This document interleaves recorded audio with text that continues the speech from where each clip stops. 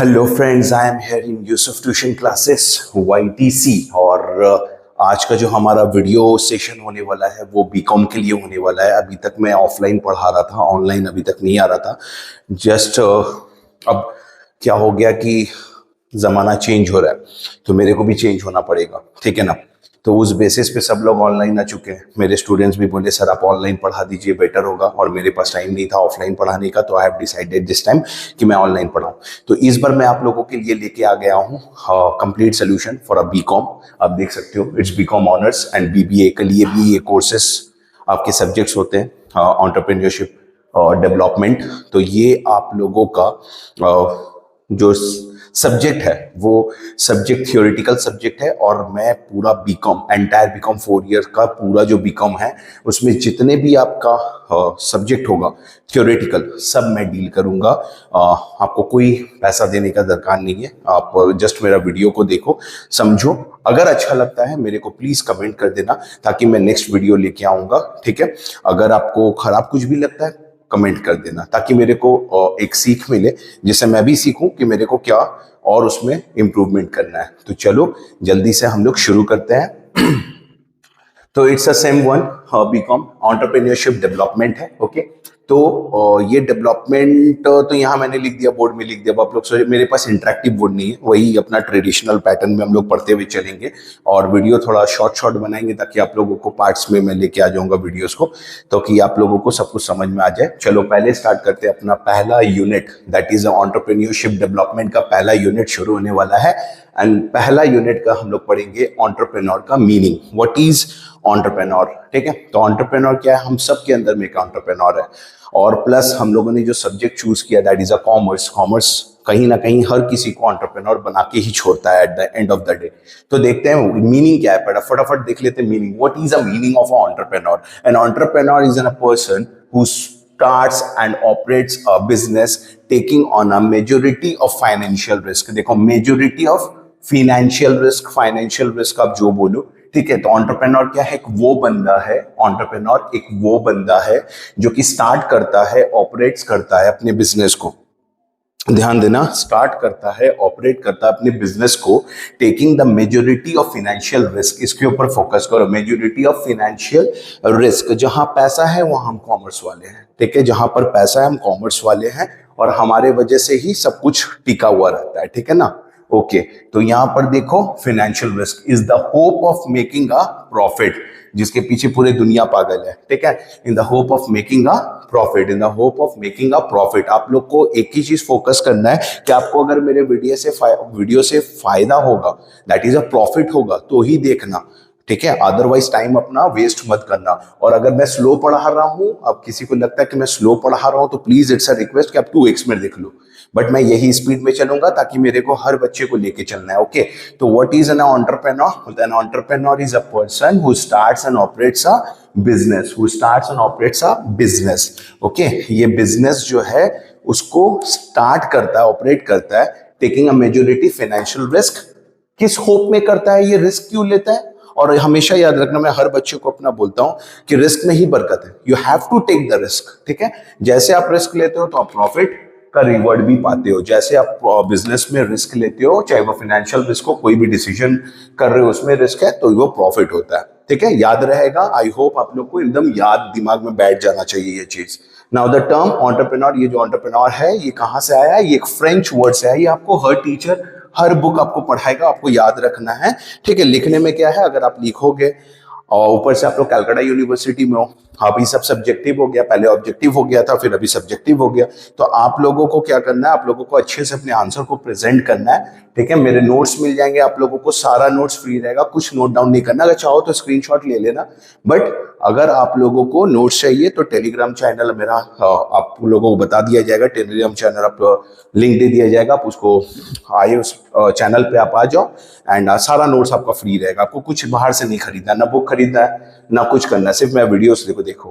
The term entrepreneur comes from a French word entrepreneur, the which means to undertake, जिसका मतलब क्या होता है, अंडरटेक। देख क्या है, समझ तू लोग, एक चीज समझ तू लोग अच्छे से, कि ये जो एंटरप्रेन्योरशिप है वो आता कहाँ, कौन सा वर्ड से आता है? एंटरप्रेन्योर से आता है, जो कि एक फ्रेंच वर्ड है। हमें उससे क्या लेना देना, हमें सिर्फ इतना जानना है कि वो फ्रेंच वर्ड से है, वो याद रखना, उसका मीनिंग इंग्लिश में क्या है, टू अंडरटेक। ओके, चलो अब इसका नेक्स्ट जो हम लोगों का अपने सिलेबस के हिसाब से टॉपिक है, दैट इज द फीचर्स। तो फीचर्स पे अच्छे से ध्यान देते हैं। क्या है फीचर्स? फीचर्स को हम लोग कैरेक्टरिस्टिक्स भी बोलते हैं। फीचर्स को हम लोग कैरेक्टरिस्टिक्स भी बोलते हैं एंड नेचर भी बोलते हैं। ठीक है, अब आपके एग्जाम में कुछ भी आ जाए, फीचर्स आ जाए, नेचर आ जाए, कैरेक्टरिस्टिक आ जाए, ये बदलने वाला नहीं है। ठीक है, फीचर आ जाए, नेचर आ जाए, कैरेक्टरिस्टिक्स आ जाए, ये बदलने वाला नहीं है। तो मैंने कुछ 6 पॉइंट्स लिए हैं, मतलब 12 पॉइंट्स है यहाँ पर। ठीक है, मैंने दो दो करके ले लिया है ताकि आप लोगों को जल्दी जल्दी समझा दूं, और आप लोगों को कम लगेगा तो आप लोग जल्दी पढ़ोगे। ठीक है ना। तो पहला क्या है, विजन। हमेशा याद रखना है, एंटरप्रेन्योर का एक ही विजन होता है कि कैसे भी उसको कवर करना है, कैसे भी उस चीज को चाहिए। एक पैशन, पैशन मतलब लगन। अगर तुम्हारे अंदर लगन नहीं है, इवन तुमको अगर अपना पढ़ाई करने का लगन नहीं है, तो आप आगे नहीं बढ़ सकते। ठीक है, तो हर साल बहुत सारे स्टूडेंट्स मेरे पास पढ़ते हैं। सबको मैं एक ही बात बोलता हूं कि बाबू कुछ भी करो, पैसा कमाना है। ठीक है ना, आप लोगों को एक अच्छे वे से पैसा कमाना है, एक रेस्पेक्टेबल जॉब लेना है, तो उस बेसिस पे आपको पैशन होना चाहिए। तो एक एंटरप्रेन्योर का भी एक पैशन होता है, तभी तो वो फाइनेंशियल रिस्क ले लेता है। किस लिए? Just because of profit. इसको ध्यान दो, जस्ट बिकॉज ऑफ प्रॉफिट। तो विजन हो गया, पैशन हो गया। ओके, नेक्स्ट है रिस्क टेकिंग। रिस्क टेकिंग तो आपको लेना ही लेना है।